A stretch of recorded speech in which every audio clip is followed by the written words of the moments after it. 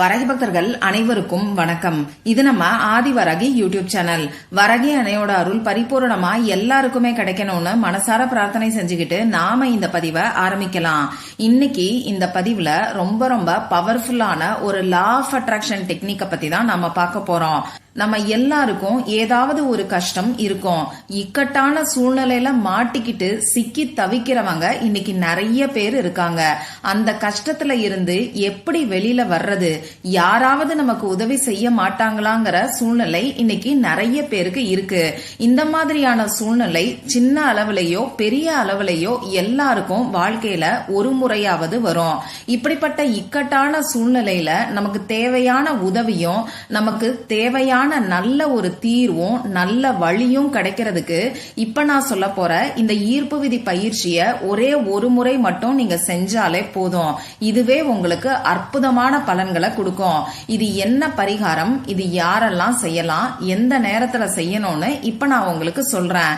இந்த வீடியோல முழுக்க ஈர்ப்பு விதி சம்பந்தப்பட்ட ஒரு எளிமையான பரிகாரத்தை பத்தி தான் நாம தெரிஞ்சுக்க போறோம். அதனால ஆண்கள் பெண்கள் யாரு வேணாலும் செய்யலாம். பிறப்பு தீட்டு இறப்பு தீட்டு இருக்கிறவங்களும் செய்யலாம். பெண்களுக்கு மாதவிடாய் சமயமா இருந்தாலும் இந்த பரிகாரத்தை செய்யலாம். இன்னைக்கு நீங்க அசைவம் சாப்பிட்டு இருந்தாலும் இந்த பரிகாரத்தை செய்யலாம். உங்க வீட்ல இருந்து ஆபீஸ்ல இருந்து நீங்க டிராவல் பண்ணக்கூடிய சமயத்துல உங்க சொந்தக்காரங்களோட வீட்ல இருந்து இப்படி எங்க இருந்து வேணாலும் இந்த பரிகாரத்தை செய்யலாம். உங்களுக்கு எப்பெல்லாம் ஒரு கஷ்டமான சூழ்நிலை வருதோ, எப்பெல்லாம் என்னால எதுவுமே செய்ய முடியல, யாராவது உதவி செய்ய மாட்டாங்களா, யாராவது இதுல இருந்து என்னைய காப்பாத்த மாட்டாங்களா அப்படிங்கிற சூழ்நிலை வருதோ அப்ப எல்லாம் இந்த பரிகாரத்தை நீங்க செய்யலாம். நீங்க இந்த பரிகாரத்தை எந்த நாள்ல இருந்து வேணாலும் செய்ய ஆரம்பிக்கலாம், எந்த நேரத்துல இருந்து வேணாலும் செய்யலாம். இதுக்கெல்லாம் நமக்கு எந்த ஒரு ரூல்ஸுமே கிடையாது. இந்த ஈர்ப்பு விதி பயிற்சியை பொறுத்தளவுக்கு முக்கியமா நீங்க கவனிக்க வேண்டிய விஷயம் நம்பிக்கை இருக்கணும்.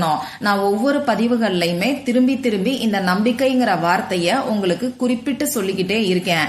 ஏன்னா இந்த பரிகாரங்கள் எல்லாமே உங்க மன வலிமையோட நம்பிக்கையோட அடிப்படையில தான் வேலை செய்யும். மன உறுதியோட எனக்கு நிச்சயமா இந்த பரிகாரம் செஞ்சா கட்டாயமா ஒரு நல்ல தீர்வு கிடைக்கும், என் கஷ்டத்துக்கான ஒரு வழி கிடைக்கும், ஒரு விடிவு காலம் பிறக்கும் அப்படிங்கிற நம்பிக்கையோட செஞ்சீங்கன்னா நிச்சயமா நல்ல மாற்றம் உங்களுக்கு கிடைக்கும். ஏன்னா இந்த பரிகாரம் நிறைய பேருக்கு நல்ல ரிசல்ட்டை கொடுத்த ஒரு பவர்ஃபுல்லான டெக்னிக் தான் இது. அதனால நம்பிக்கையோட இப்ப நான் சொல்ற பரிகாரத்தை ட்ரை பண்ணி பாருங்க. சரி, இப்ப இந்த பரிகாரத்துக்கு தேவையான பொருட்கள் என்னன்னு பாத்தீங்கன்னா, நமக்கு ஒயிட் பேப்பர் தேவைப்படும். கோடு போடாத அன்ரூல்டு பேப்பர் மட்டும்தான் இந்த பரிகாரத்துக்கு நமக்கு தேவைப்படும். இப்படி எடுத்துக்கக்கூடிய பேப்பர் கசங்கி போய் கிழிஞ்சு போன நிலையில இல்லாம நல்ல ஃப்ரெஷ்ஷா இருக்கக்கூடிய பேப்பரா பார்த்து எடுத்துக்கோங்க. அடுத்ததா இந்த பேப்பர்ல எழுதுறதுக்கு பேனா, sketch pen, marker, glitter pen, இதுல ஏதாவது ஒண்ணு நமக்கு தேவைப்படும். இது மட்டும் தான் நமக்கு தேவையான பொருட்கள். நீங்க எடுத்துக்கக்கூடிய பேப்பரை சின்ன சைஸ்ல 2 பேப்பரா எடுத்துக்கோங்க. அதாவது உள்ளங்கை அளவுக்கு விசிட்டிங் கார்டு சைஸ்ல கூட நீங்க எடுத்துக்கலாம். அந்த மாதிரி 2 பேப்பரா எடுத்துக்கோங்க. 2 அப்படி இல்லைன்னா 3 பேப்பர் கூட எடுத்துக்கலாம்.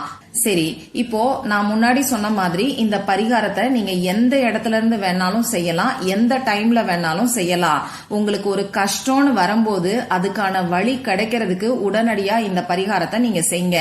அமைதியான ஒரு இடத்துல உட்கார்ந்துக்கோங்க. உங்க முகம் கை காலை கழுவிட்டு வந்து நீங்க உட்கார்ந்துக்கோங்க.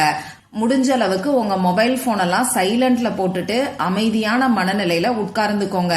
அதே மாதிரி உங்க மூச்சை நல்ல ஆழமா உள்ள இழுத்து வெளியில விடுங்க. உங்க முதுகு தண்டை நேரா வச்சுக்கிட்டு, அதாவது நேரா நிமிர்ந்து உட்கார்ந்து 3 முறை இந்த மாதிரி ஆழமா மூச்சை உள்ள இழுத்து வெளியில விட்டீங்கன்னா உங்க மனசு கொஞ்சம் ரிலாக்ஸ் ஆகும். அதுக்கப்புறமா இந்த பரிகாரத்தை செய்யுங்க. எந்தெந்த கஷ்டங்களுக்கு இந்த பரிகாரத்தை செய்யலாம்னு சொல்லி கேட்டீங்கன்னா, நமக்கு வாழ்க்கையில வரக்கூடிய அனைத்து விதமான கஷ்டங்களும் தீர்றதுக்கு இந்த பரிகாரத்தை நீங்க தாராளமா செய்யலாம். இன்னும் குறிப்பிட்டு சொல்லணும்னா, கடன் பிரச்சனை தீர்றதுக்காக, கொடுத்த பணம் திரும்பி வர்றதுக்காக, உடல் ஆரோக்கியத்துக்காக, திருமண தடை விலகிறதுக்காக, குழந்தைங்க சொல் பேச்சு கேட்கறதுக்கு, நல்லா படிக்கிறதுக்கு, இப்படி நம்ம வாழ்க்கையில இருக்கக்கூடிய எந்த ஒரு கஷ்டத்துக்கும் நல்ல தீர்வு கிடைக்கிறதுக்கு இந்த பரிகாரத்தை நீங்க செய்யலாம். ஒரு சிலருக்கு வெளியில சொல்ல முடியாத கஷ்டங்கள் இருக்கும். அந்த கஷ்டம் தீர்றதுக்காகவும் இந்த பரிகாரத்தை நீங்க செய்யலாம். அதே மாதிரி எமர்ஜென்சி சிச்சுவேஷன்லயும் இந்த பரிகாரத்தை நீங்க செய்யலாம். இப்போ இந்த பரிகாரத்தை நீங்க உங்களுக்காகவும் செய்யலாம், உங்க ஃபேமிலி மெம்பர்ஸ்க்காகவும் செய்யலாம்.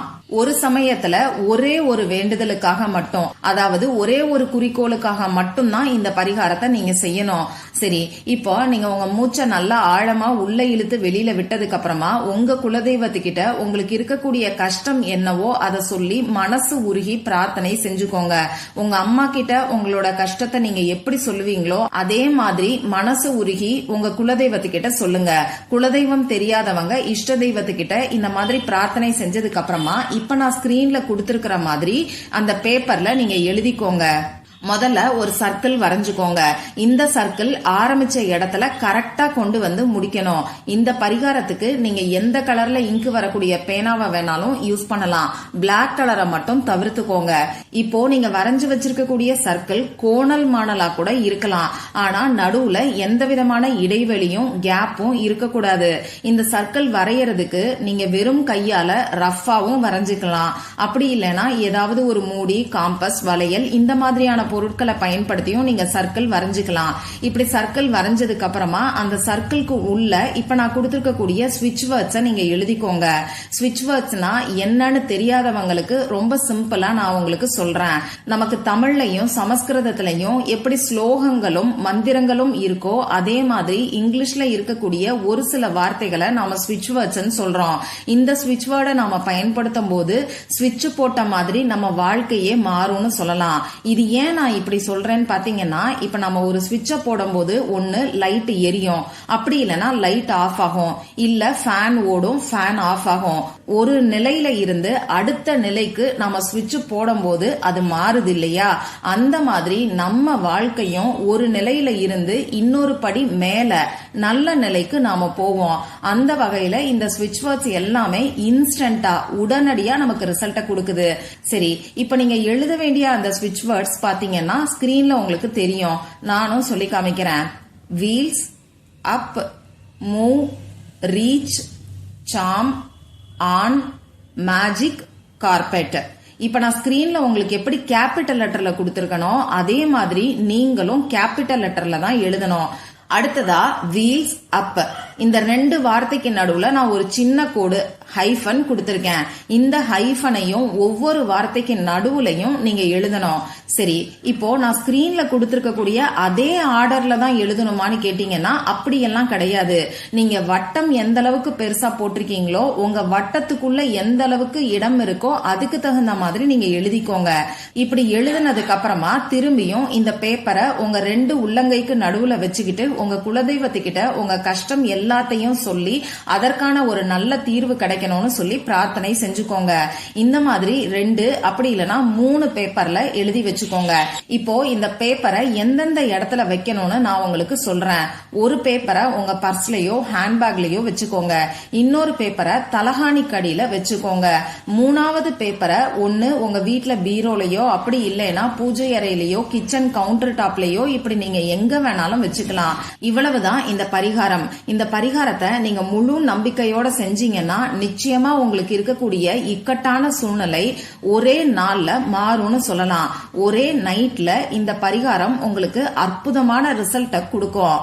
சரி, இப்ப இங்க எழுதி வச்சிருக்கக்கூடிய இந்த பேப்பரை என்ன பண்ணணும்னு பாத்தீங்கன்னா, நீங்க எந்த காரணத்துக்காக இந்த பரிகாரத்தை செஞ்சிருக்கிறீங்களோ அந்த வேண்டுதல் நிறைவேறினதுக்கு அப்புறமா, அதாவது உங்களுக்கு இருக்கக்கூடிய அந்த கஷ்டம் தீர்ந்ததுக்கு அப்புறமா இந்த பேப்பரை எடுத்து எரிச்சிருங்க. அப்படி இல்லைன்னா கால்படாத இடத்துலயோ ஓடுகின்ற நீர்நிலைகள்லயோ தூக்கி போட்டுருங்க. இந்த பதிவுல உங்களுக்கு ஏதாவது சந்தேகம் இருந்துச்சுன்னா எனக்கு கமெண்ட் பாக்ஸ்ல கேளுங்க. அதை நான் உங்களுக்கு உடனே தெளிவுபடுத்துறேன். இந்த பதிவு உங்களுக்கு பிடிச்சிருந்தா லைக் பண்ணிட்டு உங்க ஃப்ரெண்ட்ஸ் அண்ட் ஃபேமிலி கூட ஷேர் பண்ணுங்க.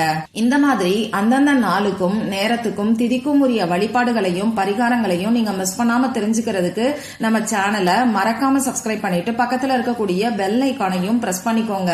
மற்றும் ஒரு பயனுள்ள பதிவுல நாம சந்திக்கலாம். நன்றி.